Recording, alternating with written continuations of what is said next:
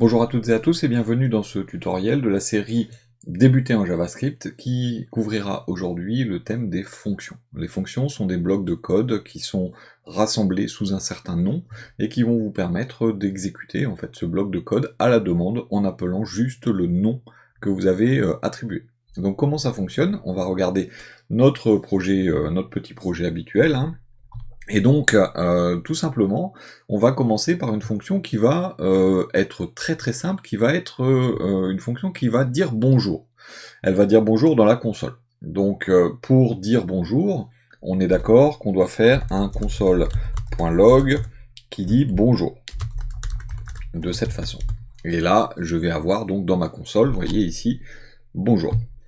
Donc si je souhaite pouvoir dire bonjour à n'importe quel moment de mon code, là bien sûr ça a assez peu d'intérêt, hein, bien sûr, de faire une fonction pour une ligne de code, hein, c'est un exemple, mais dans ce cas, je vais faire ce qu'on appelle une fonction avec le mot-clé qui s'appelle function.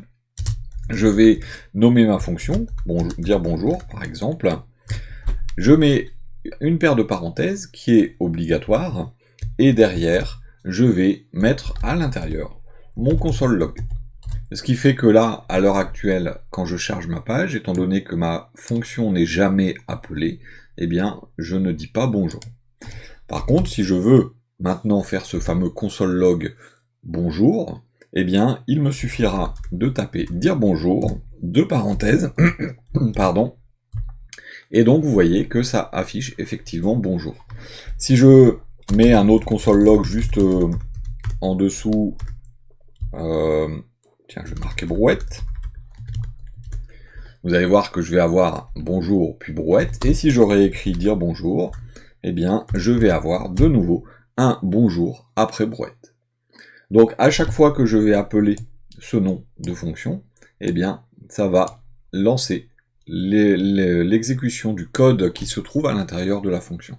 Donc bien sûr, je peux mettre autant de lignes de code que je souhaite à l'intérieur de ma fonction, je vais avoir systématiquement l'exécution de la totalité des lignes en fonction bien sûr de la logique qui va être mise à l'intérieur. Maintenant, j'ai la possibilité également dans une fonction, bien sûr, de faire passer une information.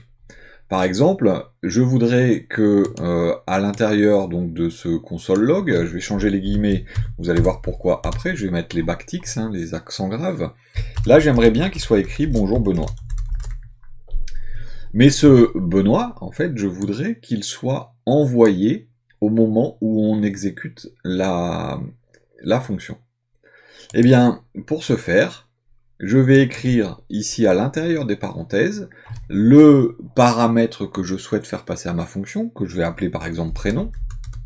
Je suis libre hein, de nommer directement mes variables, et ce qui fait que derrière, à la place de Benoît ici, je vais pouvoir ajouter la variable prénom. Alors là, je vais avoir des erreurs. Donc, vous voyez, bonjour undefined. Pourquoi? Parce que j'ai appelé dire bonjour et je n'ai pas passé de prénom. Donc là, bien sûr, si je veux mettre un prénom, là par exemple, je veux mettre Roger, eh bien, je mets Roger entre guillemets et ça me met bonjour Roger. Pourquoi? Simplement parce que prénom prend la valeur qui a été mise dans les parenthèses ici, et donc on dit bonjour Roger. Et là, si je mets ici bonjour Benoît, enfin Benoît d'ailleurs, voilà, ça dit bonjour Roger à la première et bonjour Benoît à la deuxième. C'est ce qu'on appelle un paramètre de fonction, et donc c'est une variable qui est initialisée au moment où on appelle la fonction avec la valeur qu'on lui fait passer. Donc vous imaginez bien que on peut faire une fonction ensuite qui va nous permettre de faire toutes les choses qu'on souhaite directement. Vous voulez mettre également le nom de famille, eh bien vous mettez virgule puis le nom. On peut bien sûr mettre le nom de variable qu'on souhaite, c'est peu importe. Et donc je vais mettre ici l'ajout du nom directement. Et donc ça va me faire undefined pour l'instant. Mais hop, je vais mettre ici Rabbit. Et donc j'ai bonjour Roger Rabbit ou Roger Rabbit. Hein. Même chose ici. Voilà, vous avez directement la possibilité de passer le nom et le prénom. Alors, je ne sais pas si vous avez déjà remarqué hein, dans les éditeurs, mais quand vous tapez une fonction, il va vous indiquer, il y a certaines choses qui sont directement indiquées. Là, il me propose dire bonjour, et ensuite, quand j'ouvre les parenthèses, il me dit, voilà, il faut un prénom et un nom. Donc ça se remplit automatiquement. Ces informations-là, on peut les forcer un petit peu et ajouter certaines choses. Si vous vous mettez à la ligne juste au-dessus de la fonction et que vous tapez / étoile étoile et entrée, vous avez ce qu'on appelle un commentaire JSDoc. Donc dans ce commentaire JSDoc, la première zone qui est au-dessus, c'est une description de ce que fait la fonction. Donc cette fonction fait un console log qui dit bonjour. Ensuite, on nous demande les différents paramètres. Vous voyez que ça s'est rempli automatiquement, prénom et nom. Et là, il dit étoile. Étoile, c'est le type en fait de valeur. Donc là, on va lui dire que c'est string, que c'est, hop là, pas Sting, c'est pas le chanteur, string, pour dire que ce sont des chaînes de caractères. Et ensuite, ici, ça peut être, on peut ajouter un prénom de la personne et nom de la personne.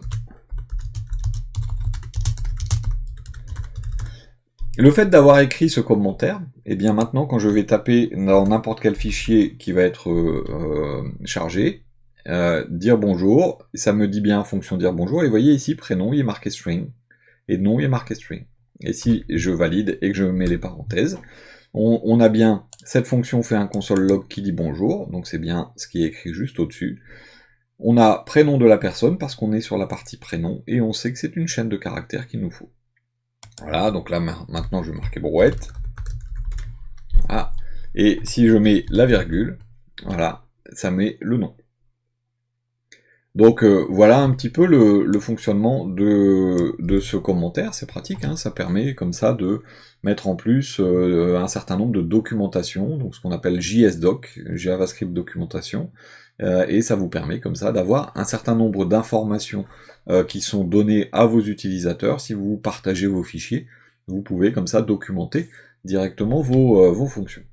Alors bien sûr, on a éventuellement la possibilité également de mettre un prénom et un nom par défaut. Quand on dit par défaut, c'est si jamais, par exemple ici, je ne mets rien dans les parenthèses, eh bien, je vais avoir la possibilité de mettre, de lui dire exactement ce que je veux dans la fonction. Si jamais la personne oublie de mettre les infos, eh bien là, je pourrais très bien mettre prénom égale Benoît. Et vous allez voir que le premier console log dit bien Roger, et le deuxième maintenant dit Benoît. Pourquoi? Parce que dans le deuxième, ici, appel à dire bonjour, je n'ai pas passé ni le nom ni le prénom, donc lui, pour le prénom, il dit, bon bah je vais mettre Benoît parce qu'on m'a rien donné. Et je peux faire la même chose ici, là, donc, de cette façon. Et donc j'ai directement la possibilité d'avoir les informations par défaut. Et donc si j'enlève Rabbit, eh bien il va mettre la valeur du nom qu'on a donné. Alors par contre, attention, à partir de ce moment-là, si vous ne savez pas le prénom, mais que vous savez le nom, vous êtes obligé de passer un prénom. Je ne peux pas lui dire directement le nom de la personne. Là, si j'essaie de mettre nom de point Rabbit, comme ceci, vous voyez, je peux pas nommer. D'accord? Donc ça veut dire que si je veux mettre Rabbit, mais je ne sais pas le prénom, eh bien il faut quand même que je mette un prénom, j'ai pas le choix. Donc si je mets un prénom vide, eh bien je vais avoir directement de cette façon, vous voyez, il n'a pas mis de prénom. Sinon, il faut que je mette brouette, ce que je veux, hein, mais peu importe, il faut en mettre un. Si on veut aller positionner le deuxième élément, il faut obligatoirement passer par le premier. On n'a pas le choix. Donc ça, c'est quelque chose à savoir. Maintenant, vous avez bien sûr la possibilité de faire complètement d'autres choses. C'est-à-dire que là, on a passé des informations directement en paramètres. On a affiché à l'intérieur, mais on peut aussi récupérer certaines informations. Pour récupérer certaines informations, eh bien, on va par exemple faire une fonction qui va s'appeler addition. Hop. Et dans les parenthèses, on va mettre NB1 pour nombre 1 et NB2 pour nombre 2. Donc là, qu'est-ce qui va se passer? On voudrait additionner deux nombres, mais on voudrait aussi que la personne puisse récupérer le total et ensuite le manipuler. Et bien dans ce cas, on va avoir une méthode, donc là par exemple on va dire let total, je suis pas obligé de le faire en deux lignes, hein, mais c'est pour vous donner le détail. Donc total ce sera NB1 plus NB2. Encore une fois, cette fonction n'a aucun intérêt, c'est juste pour l'exemple. Et on va utiliser un mot-clé qui s'appelle return, et on va lui dire de retourner mon total. Cette fonction, donc, qu'est-ce qu'elle fait? Ben, si je mets mon commentaire, vous voyez que j'ai directement ici un nouveau paramètre qui s'appelle returns. Alors, cette fonction additionne deux nombres. Donc on a nombre 1, qui est un number. Donc quand vous allez survoler, vous allez voir apparaître hein, les différentes infos d'ailleurs dans la bulle. Donc number ici, si on met rien, c'est any c'est n'importe quoi. Là pareil, number. Donc nombre 1, nombre 2. Et ça retourne un nombre.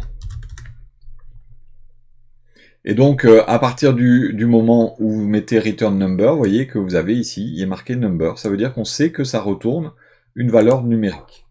À partir de là, si je fais addition de 5,12, il ne se passe rien. Alors pourquoi? Simplement parce que la valeur qui est retournée n'est pas affichée. Donc ce qu'il va falloir que je fasse, c'est que je déclare une variable, par exemple, résultat égal. Ou je peux mettre n'importe quoi, hein, vraiment le nom des variables est totalement libre. Et en mettant résultat égal addition, si derrière je fais un peu plus loin un console.log de résultat, eh bien je vais avoir 17, c'est-à-dire 12 plus 5, ou 5 plus 12 plus exactement. Donc le return vous permet de faire ressortir une information. Alors juste pour information, regardez, si je mets un console.log, ici, hop, je vais mettre brouette.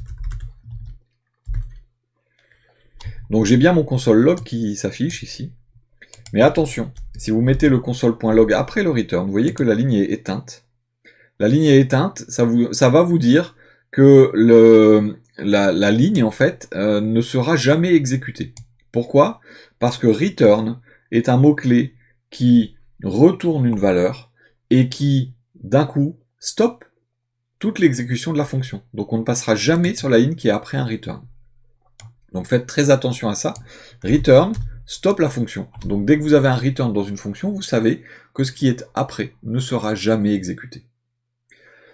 Donc voilà pour les différentes fonctions. Alors juste pour information également, j'aurais pu écrire, au lieu de fonction comme ça, addition, j'aurais pu mettre un let addition égale function.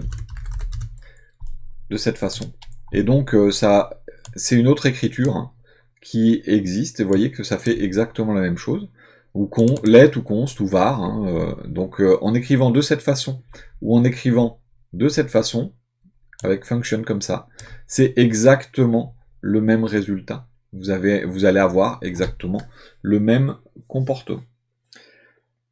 Voilà donc pour cette introduction aux fonctions. Pour débuter en JavaScript, vous allez pouvoir maintenant rassembler des blocs de code à l'intérieur de votre code général, de façon à optimiser un petit peu l'écriture et à pouvoir rappeler certains blocs de code à chaque fois que nécessaire, et donc mettre en œuvre de la consolidation de code. Je vous remercie pour votre attention.